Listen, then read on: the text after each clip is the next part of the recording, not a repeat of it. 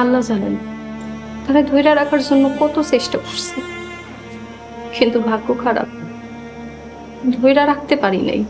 তুই এইরকম একটা ঘটনা নিজের মধ্যে চাপা রাখলি 5-6 মাস, আমাগো কাছে না জানায়া তুই এই ঘটনা কেমনি নিজের মধ্যে চাপা রাখতে পারলি? আল্লাহ আমার সাহায্য করছেন, নবীর আদর্শ আমার সাহায্য করছে। এটাই বুঝি আল্লাহ তাআলার ইচ্ছে। আল্লাহ যা করে তার বান্দার মঙ্গলের জন্যই করে।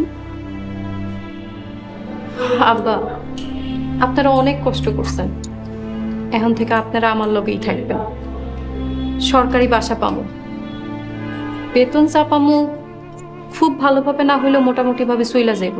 এটা কিভাবে সম্ভব শাহজাদি?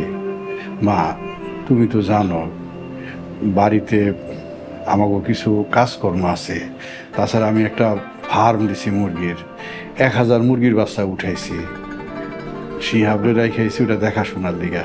ও কি পারবো? শহরে আমার মন টিকবো না রে মা। তাছাড়া শিহাবের তো লেখাপড়া আছে। বুঝতে পারছি শিহাবের পড়ালেখা ক্ষতি হইব। সমস্যা নাই, আমি আর তোর বাপে মাঝে মধ্যে আয়া তোর কাছে থেকে যাবো কয়দিন করে। মা শাহজাদি, তোর তো মাশাল্লাহ বড় একটা চাকরি হইল, কিন্তু এইভাবে একা একা আর কতদিন থাকবি? মানে নিজের পছন্দ মতন এবার একটা বিয়া শাদি কর। আল্লাহর হুকুম হইলে কেউ কিছুই ঠেকাইতে পারবো না, কিন্তু এখন আমি এসব নিয়ে ভাবতে চাই না, অনেক পড়ালেখা বাকি আছে। সমস্ত প্রশংসা মহান আল্লাহ তাআলার।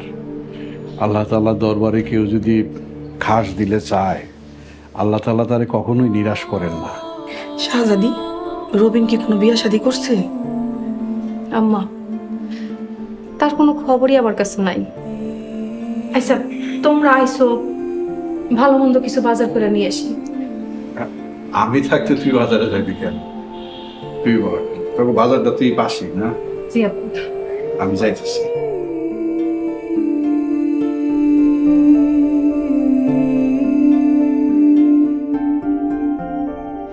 কাল সকালে বাবার হাজিরা। টাকা লাগবে? কিছু বাড়তি টাকা লাগবে, আদারওয়াইজ চাইতাম না। সকালে বলতে পারতে না? খাবারটা আমি মুডটা নষ্ট করে দিলে। 11টা-12টার আগে তুমি ঘুম থেকে ওঠো না, আমার তো সকাল 8টায় বেরোতে হবে। তুমি আমাকে ঘুমের খোঁটা দিচ্ছ? এই যে খাচ্ছ, যা পড়ছো সব আমার টাকায়। আমি মনে হয় কিছু করি না, বসে বসে খাই। বেতনের অর্ধেক টাকা তো তোমার হাতেই তুলে দিই। কয় টাকা বেতন পাও তুমি? যা পাও সব তো বাবা মাকে গিয়ে দিয়ে আসো। প্রতি মাসে মামলার পিছনে হাজার হাজার টাকা খরচ হচ্ছে, একটা ফ্ল্যাট ভাড়া আর আমার দেয়া অর্ধেক কিছু টাকা। অতি সাধারণভাবে তারা জীবনযাপন করছে। আমার বাবা মা, আমার তো দেখে কষ্ট হয় তাদের জন্য। ওনারা এই সবেরই যোগ্য। তোমার বাবার খামখেয়ালিপনার কারণেই আজকে এত সব ঝামেলা। নিজের ব্যবসা তো ধ্বংস করেছে, সাথে আমার বাবারটাও করছে। বাবা তো ইচ্ছে করে করেনি, অ্যাক্সিডেন্টলি ফ্যাক্টরিতে আগুন লেগে গেছে। বাবা থাকলে কি হতো? ব্যবসা ফেলে ওনাকে বিদেশ যেতে কে বলেছে? কে না জানে যে বাবা যে উমরা করতে গিয়েছে? সবাই তো জানে। অ্যাক্সিডেন্ট কখন কিভাবে কোথায় হয়ে যায় সেটা কি কেউ জানে? তাছাড়া তোমার কি মনে হয়, আমার বাবা যদি থাকতো তাহলে ফ্যাক্টরিতে আর আগুনটা লাগতো না? সারা বছর ধর্মকর্মের নাম নেই, বুড়া বয়সে গেছে উমরা করতে। আলিশা, আমার বাবা মাকে নিয়ে একটাও আজে বাজে কথা বলবে না। তোমার জন্য আমি আমার বাবা মাকে ছেড়েছি। আমার চাকরির, আমার বেতনের অল্প কিছু টাকা আমি আমার বাবা মার হাতে দিই। সেটাও যদি তোমার সহ্য না হয় তাহলে আমি আমার বাবা মাকে বলি তোমরা বিষ খেয়ে মরে যাও। তোমরা আমার জীবনে আসার পর থেকে এত ঝামেলা, বাবা মা মারা গেল, ব্যবসায় এত বড় লস, এখন শুধু বনানীতে একটা রেস্টুরেন্ট, জমানে কিছু টাকা আর 4টা ফ্ল্যাট ছাড়া কিছুই নেই আমাদের কাছে। আলিশা, তুমি যদি রাজি থাকো একটা ফ্ল্যাট বিক্রি করে সেই টাকাটা আমি ক্ষতিপূরণের ফান্ডে জমা দিয়ে দিই, তাহলে অন্তত আমার বাবা মামলার হাত থেকে রেহাই পাবে। কেন, তোমাদের না একটা ফ্ল্যাট আছে, ওইটা বিক্রি করতে বলো। আলিশা, ওনারা ফ্ল্যাট বিক্রি করলে ওনাদের বাসা ভাড়া দিবে কোথা থেকে, আর নিজেরা খাবে কি? সেই টাকা দিয়েই তো ওনাদের সংসারটা চলছে। চাকরি করবে, আর চাকরি করতে না পারলে রিক্সা চালাবে। আলিশা, এত বড় সাহস তোমার, তুমি আমার গায়ে হাত তুলতে চাও? কাপুরুষ একটা, তোমার খাই না আমি পড়ি, হ্যাঁ? এত বড় সাহস কই পাও তুমি? তোমার এর ফল ভোগ করতে হবে। আমরা সবাই একজনের অভিশাপের ফল ভোগ করছি। শাহজাদি, রোজ নামাজ পড়ে আল্লাহর কাছে ক্ষমা চাই। তুমি ক্ষমা না করলে হয়তো আল্লাহ আমাদের মাফ করবেন না। মাফ করে দাও শাহজাদি, মাফ করে দাও।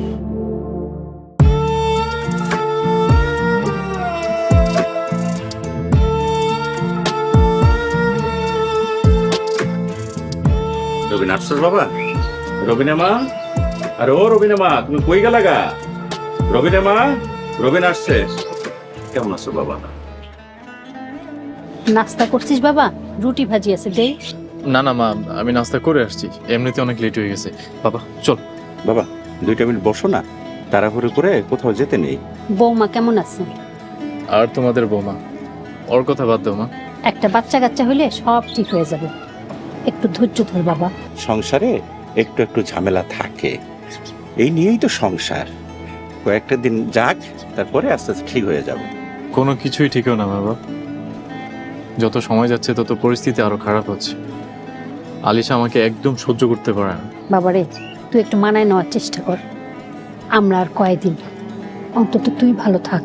মানিয়ে নিতে নিতে আমি ক্লান্ত মা। গত 5টা বছর অনেক চেষ্টা করছি, কোনো লাভ হয় নাই। ওর মধ্যে না আছে ভদ্রতা, না আছে সভ্যতা, আর না আছে স্বামীর প্রতি অনুগত। আমার সাথে এমন একটা আচরণ করে মনে হয় যে ওর বাসার কাজের মানুষ আমি। আচ্ছা মা, এইসব বাদ দাও। বাবা চলো, দেরি হয়ে যাচ্ছে। মা গেলাম, চলো মা। ঠিক আছে, থাকো।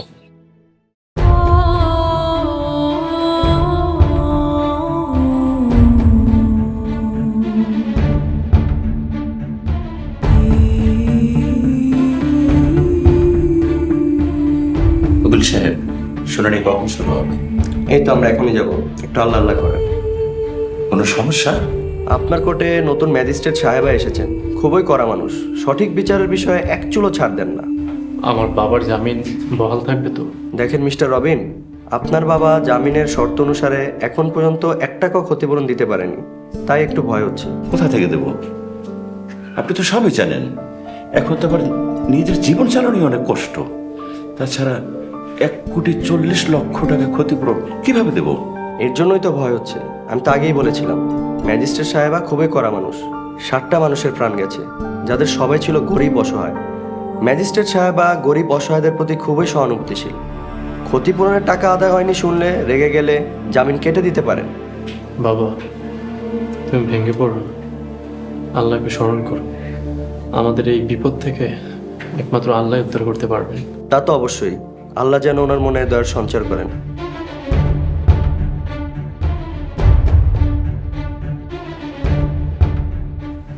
মাঝার ভাই উঠেন, আমাদের সময় হয়ে গেছে। চল।